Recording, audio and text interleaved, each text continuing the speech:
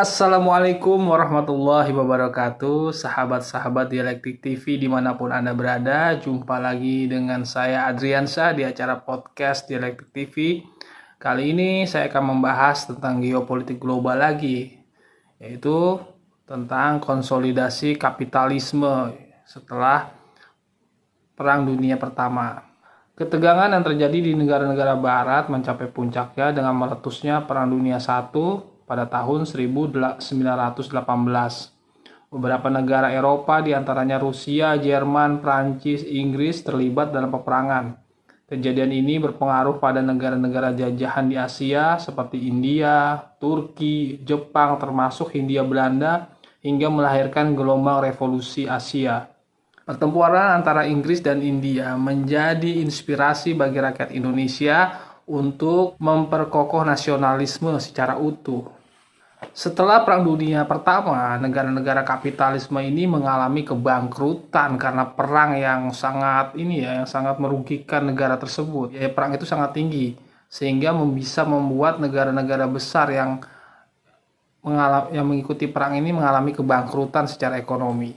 Pada tahun 1930 terjadi krisis ekonomi dunia. Sejak saat itu, blok-blok negara imperialis mulai terlihat, yaitu imperialis komunis, Soviet, imperialis kapitalis, Amerika Serikat dan Inggris, imperialis rasis seperti Jerman, dan imperialis totaliter seperti Jepang. Itu yang terjadi di bidang ekonomi.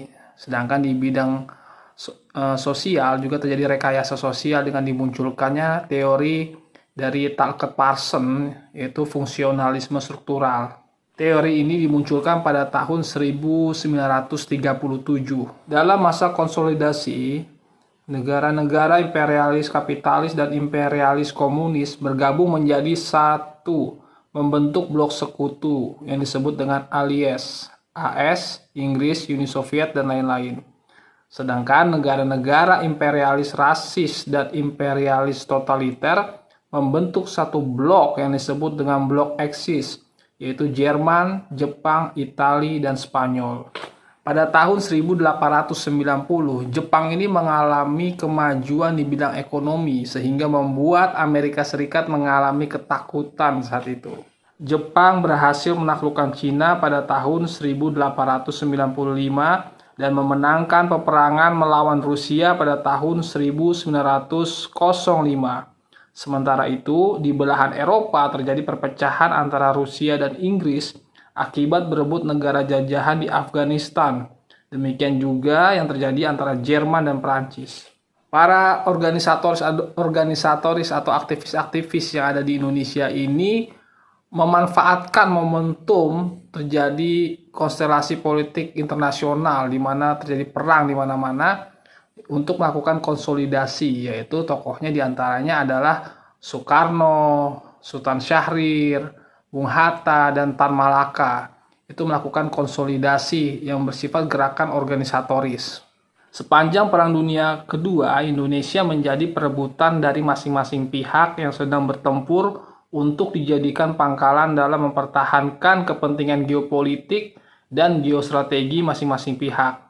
Hal ini terlihat dalam pertempuran sengit antara Amerika Serikat dan Jepang dalam memperebutkan Pulau Sabang sebagai pelabuhan alam yang strategis. Sehingga Bung Karno berhasil mengambil momentum tersebut untuk mewujudkan proklamasi kemerdekaan Republik Indonesia pada 17 Agustus 1945. Sebagai tradisi yang berkembang di kalangan negara-negara penjajah yang sedang terlibat dalam peperangan, mereka yang kalah harus menyerahkan negara jajahan yang dikuasainya, seperti yang terjadi atas Filipina ketika harus beralih dalam kekuasaan Amerika ketika negara yang menjajahnya yaitu Spanyol berhasil dikalahkan oleh Amerika. Demikian juga dengan Indonesia. Mestinya Indonesia ini harus berada dalam kekuasaan Amerika Serikat dan Inggris. Ketika Jepang, negara yang berhasil merebutnya dari tangan Belanda, dikalahkan oleh Amerika Serikat. Namun berkat kelihayan dan kecerdasan akrobat politik dari Soekarno dan kawan-kawan, akhirnya lahirlah Negara Kesatuan Republik Indonesia. Bisa kita lihat bahwa Indonesia merdeka itu akibat dari situasi geopolitik global. Sebagai upaya untuk menguasai kembali negara Indonesia yang telah merdeka, tentara sekutu yang dimotori oleh Amerika Serikat dan Inggris di bawah pimpinan Jenderal Malabi datang kembali ke Indonesia membonceng tentara Belanda.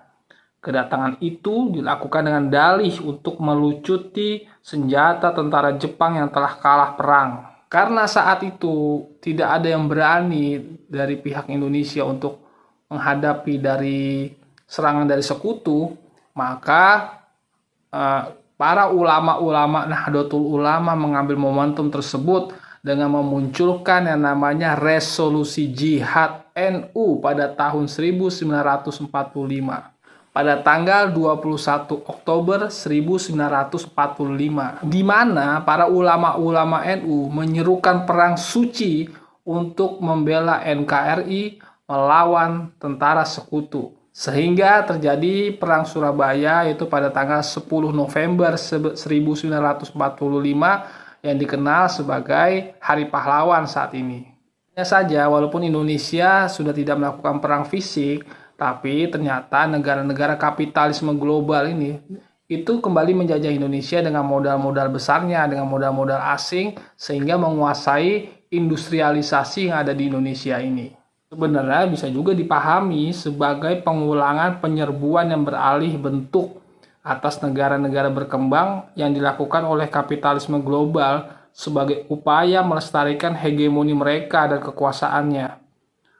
Tampaknya para agamawan Islam di Indonesia tidak memahami hal ini, sehingga tidak siap secara struktural dan konseptual untuk menangkal penyerbuan dengan modus seperti ini. Ya, terima kasih sahabat-sahabat Dialektik TV, mudah-mudahan bermanfaat apa yang saya sampaikan. Sekian dari kami, wallahul muwaffiq ila aqwamit thoriq. Wassalamualaikum warahmatullahi wabarakatuh.